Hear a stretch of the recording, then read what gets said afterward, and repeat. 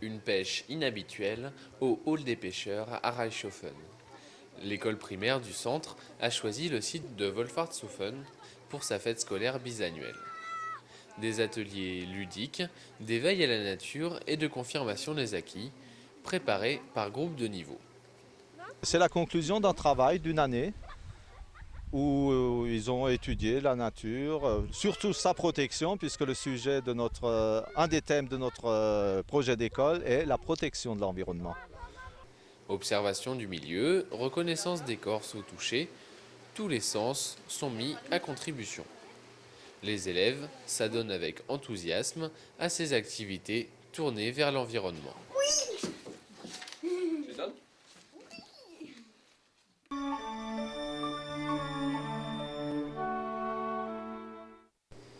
Winstein en peinture. Une vingtaine d'artistes ont peint en toute liberté pendant une journée des paysages de la commune et de ses alentours. On est bien, quoi. On adore la nature. Bon, on donne notre possible dans les tableaux, mais les tableaux ne reflètent pas toujours ce qu'on ressent, quoi. On fait toujours un peu, on triche un peu parfois avec la nature, mais bon, la peinture, c'est pas la photo, c'est pas la réalité, c'est paraître, comme on dit, tandis que la photo, c'est être. Donc, il y a toute la différence là-dedans, quoi. Un paraître que le public pouvait interroger pendant la réalisation des œuvres, puis à la fin de la journée, lors d'une exposition improvisée. Théâtre, de nombreux coups de cœur. Très beau, hein. Les couleurs, et puis bon, là, l'imagination, hein. On peut penser ce qu'on veut en regardant, surtout celui-là, là. Ah, c'est superbe, hein. Ça aussi, ça irait bien chez moi. Au soir, malgré le vent, seuls resteront les pierres.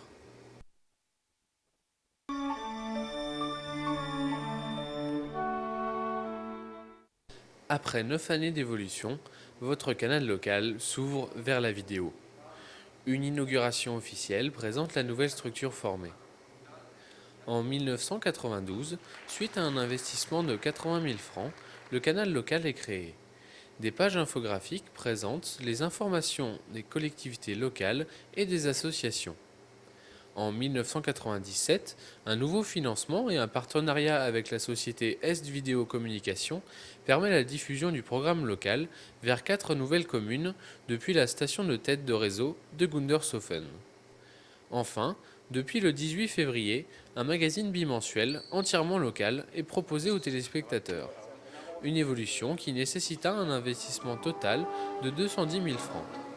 Matériel de montage et de tournage destiné à la réalisation du magazine vidéo. Pour participer à la fabrication de ce magazine, n'hésitez pas à nous contacter au 03 88 09 82 76.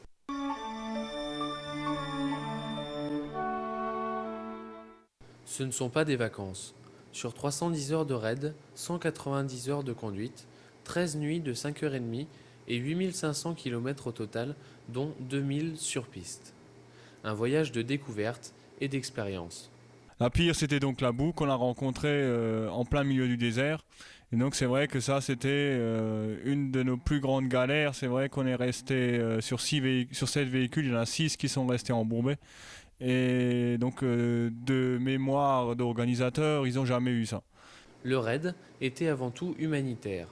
20 000 stylos et crayons, des centaines de cahiers et un réseau d'ordinateurs furent apportés aux écoles et collèges. Près de 400 litres volumes de médicaments de premiers soins ont été distribués dans les dispensaires et hôpitaux. Il y a de très belles prises de vue, il y a des images qui fascinent. Mais bon, nous avons découvert l'arrière de la carte postale.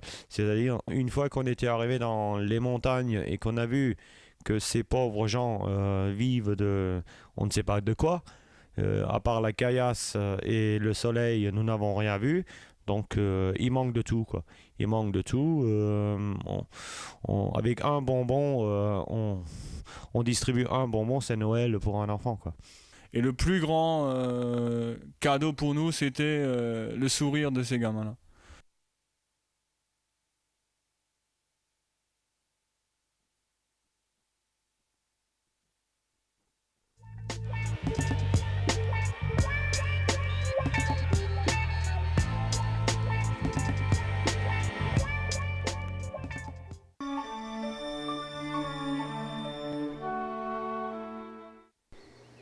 Depuis le début des années 60, la ville de Niederbronn-les-Bains possède des serres municipales.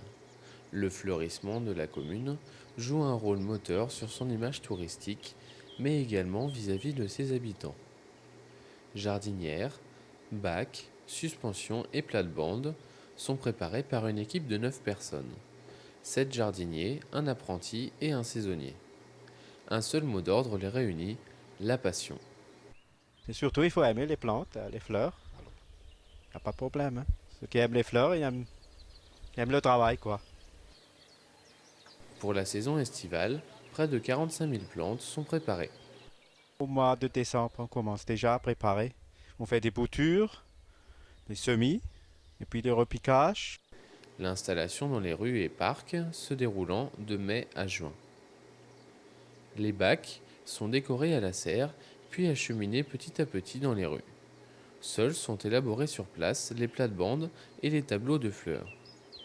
Les jardiniers sont entièrement libres quant au choix des variétés et des couleurs. Ainsi, on retrouve une trentaine d'espèces de fleurs dans toute la ville, qui, une fois installées, demandent un entretien quotidien. Arrosage, binage et apport d'engrais. Pour sensibiliser les habitants à ce travail, des journées portes ouvertes aux serres municipales sont organisées chaque année. L'occasion de comprendre et d'apprendre les méthodes et les outils. 3 types de serres sont utilisées. Les serres en verre, les mieux chauffées, ont la température la plus constante. Puis viennent les tunnels en plastique, chauffés ou froids. Ils accueillent les fleurs plus résistantes. En grand nombre, les couches sont simplement recouvertes d'une fenêtre en verre, réglable en ouverture. Ces journées sont également un moyen de rappeler la responsabilité de chacun quant à la propreté des espaces verts communaux, mais également d'aborder des sujets plus inquiétants. Il y a encore des vandalismes, beaucoup de vandalisme. Ils cassent tous les fleurs, des jeunes qui cassent, il y en a qui les volent, ce qui est un peu regrettable, tout le travail qu'on fait. Il y a quand même encore des vandalismes. Cette année, le classement régional des villes fleuries a attribué 2 fleurs à la commune. Une récompense qui salue le travail des employés communaux, mais également les efforts personnels des habitants. À chacun, donc, de fleurir sa maison et la ville, pour que dans 2 ans, lors du prochain jugement de la commission, soit décidée la conservation ou l'augmentation de cette récompense.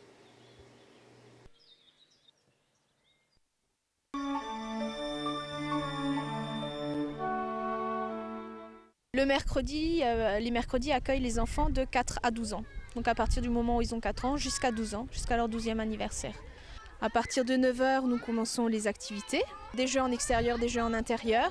Peut-être faire d'abord des petits croquis sur papier et puis après on les mettra sur les vitres, d'accord ? Moi je leur ai juste imposé, si on peut dire ça, le thème. Donc c'était l'été. Et puis c'était la piscine, le soleil. C'était leur libre cours, leur libre imagination. On fait des sorties culturelles pour aller voir des spectacles à l'Arc, à Niederbronn ou à la Castine, au cinéma. Et des fois des excursions à Strasbourg ou à Guenot, ça dépend. Le repas est servi de midi à 1h. Les enfants participent à ce repas. Donc il y a des matinées qui sont entièrement consacrées à l'élaboration de ce repas. Et sinon, c'est de 11h à midi, un petit groupe se charge de préparer soit le dessert, soit l'entrée ou les deux. Et à 1h, quand on a fini, donc les enfants débarrassent, lavent les tables, remettent les chaises en place. On monte tous faire un temps calme de 1h à 14h.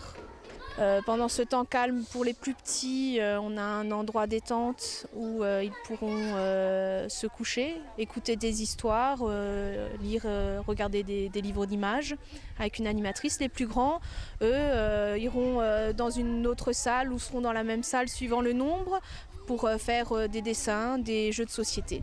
Donc cela pendant jusqu'à 14h. C'est pas l'école. Les temps calmes, il faut respecter un peu le rythme des enfants, ils ne sont pas tout le temps actifs. Donc pour respecter ce rythme, on fait des petites pauses où les enfants sont maîtres des jeux.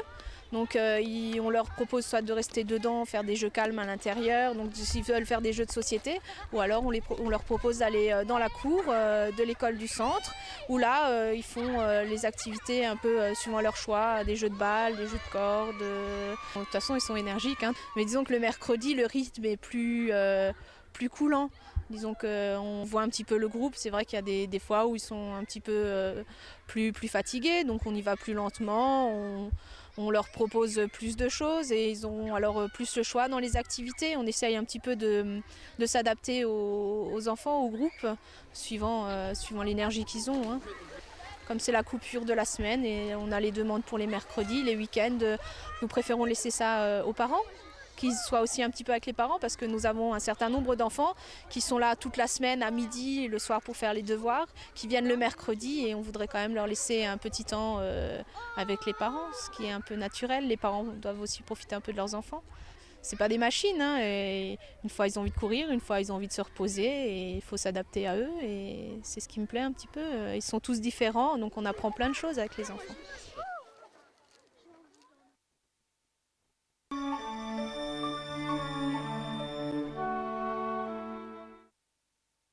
Le musée comprend 4 niveaux.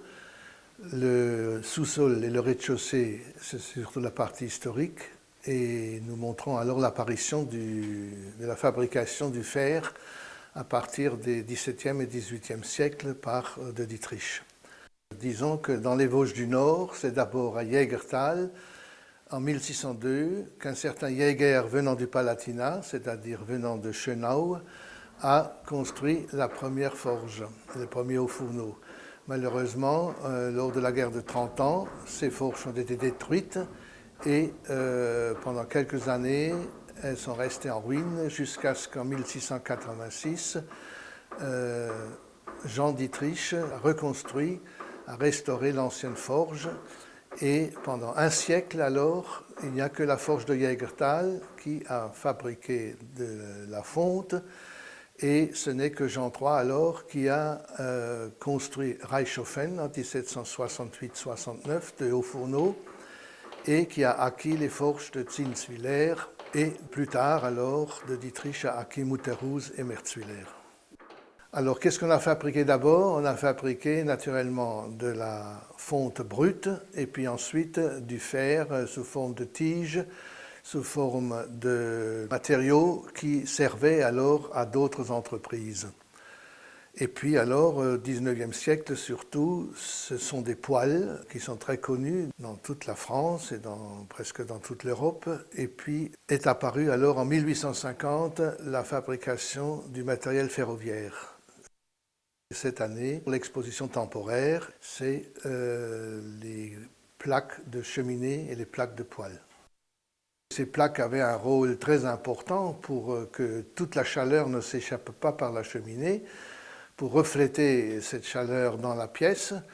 Les poêles qu'on appelle les poêles bibliques ou encore les poêles à plaques, en alsacien Platteöfen, étaient surtout fabriqués pour garder la chaleur dans la pièce même et étaient même chauffés à partir de la cuisine pour éviter que la Stube, comme ils disent, soit encombrée de bois par exemple. Bon, une plaque de cheminée ou une plaque de poêle se fabrique à partir d'une plaque modèle qui est sculptée dans le bois. Et ensuite, naturellement, ces plaques modèles ont été imprimées, ont été pressées dans le sable de fonderie. Et on obtenait une partie négative qui après, naturellement, lors de la reproduction, est devenue positive. Eh bien, si vous voulez, c'est parti de l'archéologie. J'étais prof de maths, j'étais principal du collège, mais avec des élèves, je fouillais le samedi après-midi ou le jeudi. Le virus m'a pris et ne m'a plus quitté.